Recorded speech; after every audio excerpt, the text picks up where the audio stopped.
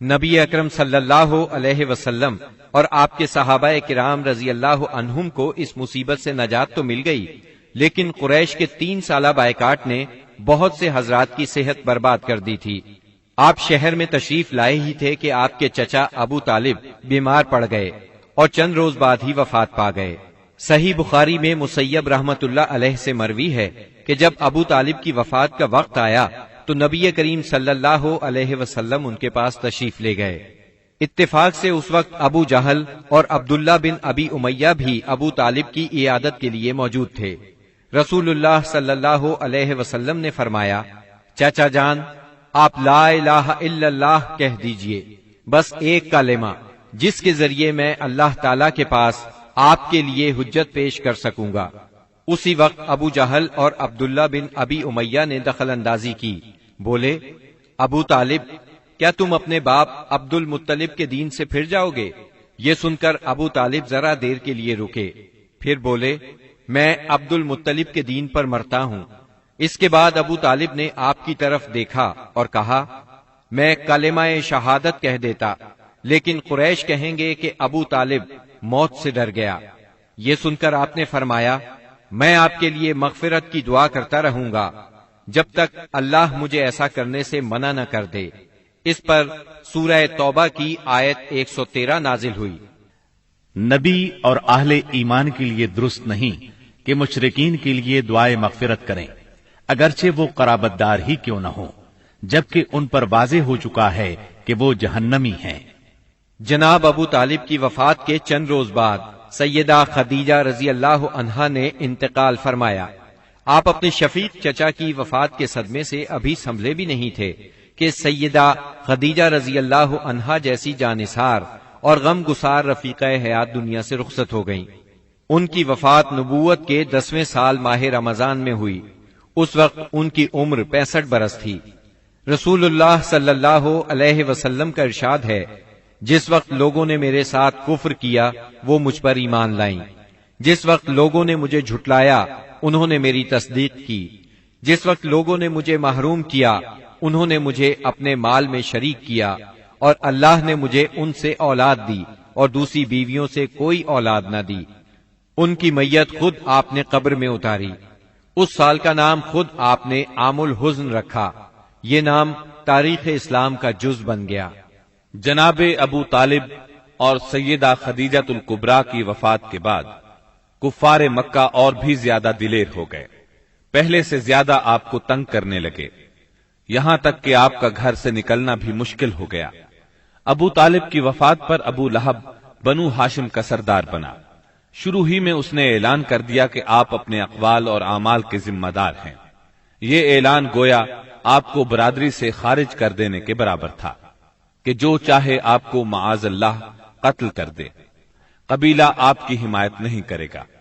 آخر کار آپ شوال 10 نبوت اواخر مئی یا اوائل جون 619 عیسوی کو اس ارادے سے طائف تشریف لے گئے کہ بنی ثقیف کو اسلام کی طرف بلائیں، اور اگر وہ اسلام قبول نہ کریں تو انہیں کم از کم اس بات پر آمادہ کریں کہ وہ آپ کو اپنے ہاں چین سے بیٹھ کر کام کرنے کا موقع دیں۔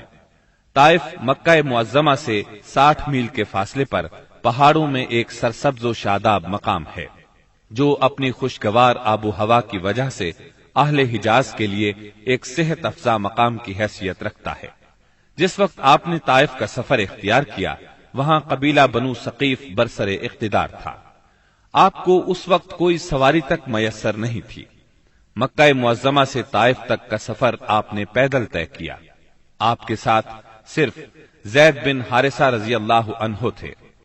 راستے میں جس قبیلے سے گزر ہوتا اسے اسلام کی دعوت دیتے، لیکن کسی نے بھی دعوت قبول نہ کی۔ وہاں پہنچ کر آپ نے 10 دن قیام فرمایا۔ اس قیام کے دوران ثقیف کے 3 سرداروں کے پاس گئے جو آپس میں بھائی تھے، جن کے نام یہ ہیں: عبد یالیل، مسعود اور حبیب۔ ان کے والد کا نام عمرو بن عمیر ثقفی تھا۔ آپ نے انہیں اللہ کی اطاعت اور اسلام کی مدد کی دعوت دی۔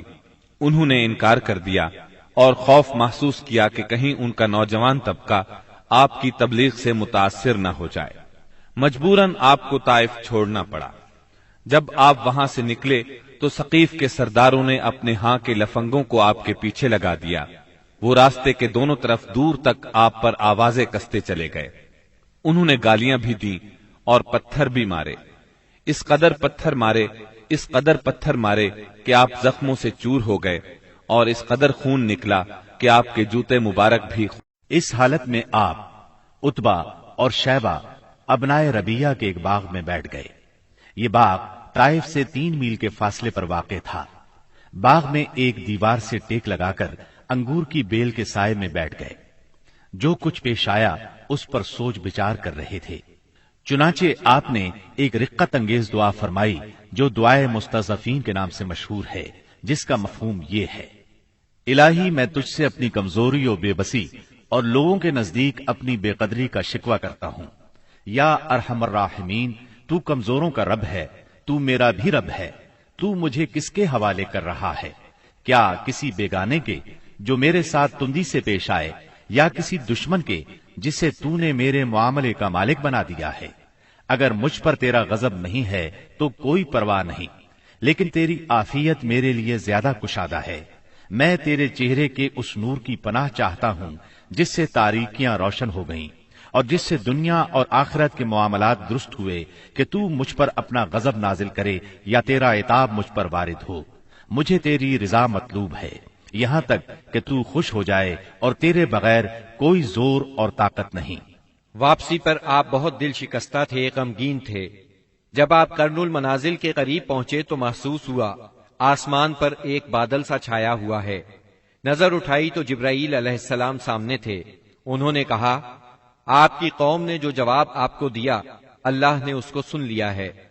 اب یہ پہاڑوں کا منتظم فرشتہ اللہ نے بھیجا ہے، جو آپ حکم دینا چاہیں دے سکتے ہیں. پھر پہاڑوں کے فرشتے نے آپ کو سلام کر کے عرض کیا، آپ فرمائیں تو دونوں طرف کے پہاڑ ان لوگوں پر الٹ دوں. آپ نے فرمایا، نہیں، بلکہ مجھے امید ہے کہ اللہ تعالیٰ ان کی نسل سے ایسے لوگ پیدا کرے گا جو صرف ایک اللہ کی عبادت کریں گے اور اس کے ساتھ کسی کو شریک نہیں ٹھہرائیں گے. آپ طائف سے نکل کر چند روز نخلا کے مقام پر ٹھہرے. پریشان تھے کہ اب کیسے مکہ جاؤں. طائف میں جو کچھ گزری اس کی خبریں وہاں تک پہنچ چکی ہوں گی. اب تو کفار پہلے سے بھی زیادہ دلیر ہو جائیں گے. انہی دنوں کا ذکر ہے، ایک رات آپ نماز میں قرآن پڑھ رہے تھے کہ جنوں کے ایک گروہ کا ادھر سے گزر ہوا. انہوں نے قرآن سنا تو ایمان لے آئے.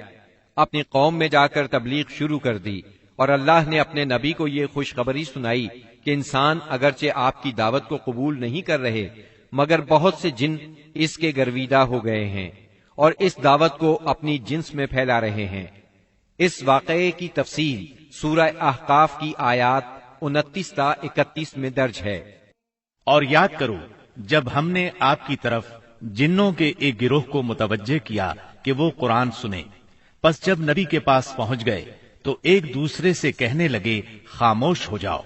پھر جب تلاوت ختم ہو گئی تو اپنی قوم کو خبردار کرنے کے لیے واپس لوٹ گئے.